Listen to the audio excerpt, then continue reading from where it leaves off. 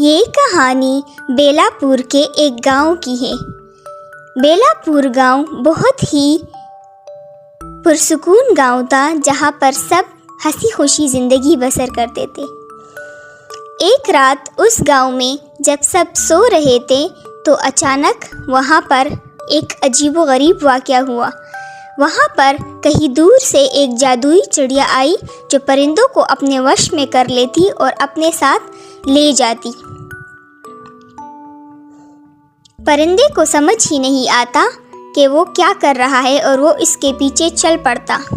अगले दिन गांव में कलबली मच गई। सबने शोर मचाना शुरू कर दिया कि सिमरन बुआ के यहाँ से बच्ची गायब हुई है। न जाने वो कहाँ पे होगी, किस हाल में होगी। सिमरन बुआ सबसे पूछती हुई आती है, क्या तुमने मेरी बच्ची को देखा है? वो कभी यहाँ जाती कभी वहाँ जाती और सबसे पूछती कि मेरी बच्ची को देखा है? न जाने मेरी बच्ची कहाँ होगी, किस हाल में होगी, कौन ले गया उसे, मैं उसे कहाँ ढूंढूंगी। वो बहुत रोती है और फिर उसको ढूंढने निकल पड़ती है। वो बेचारी सारा दिन इधर उधर ख्वार होके अपनी बच्ची को ढूंढती है, लेकिन उसको अपनी बच्ची नहीं मिलती। फिर वो बहुत ज़्यादा रोती है। अगले दिन मंटू बुआ के यहाँ से भी बच्ची गायब हो जाती है। मंटू बुआ सुबह सुबह उठ के देखती है तो उसकी बच्ची घर पे नहीं होती। वो कभी एक से पूछती है, क्या तुमने मेरी बच्ची को देखा है? नहीं नहीं, हमने तो नहीं देखा। न जाने वो कहाँ होगी, मेरी बच्ची गायब हो गई है। मुझे तो लगता है कि ये उसी का काम है जिसने सिमरन बुआ के हाथ से बच्ची को गायब कराया।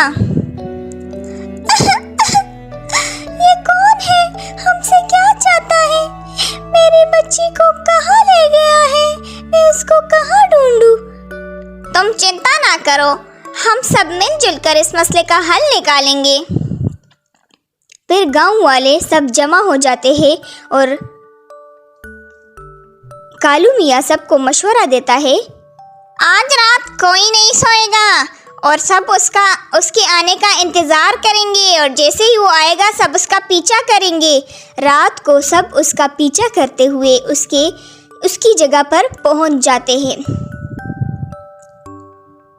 और वो जहाँ पर उसने बच्चों को कैद किया होता है। टोनी बुआ देखकर उस राक्षस को मारने आ जाती है।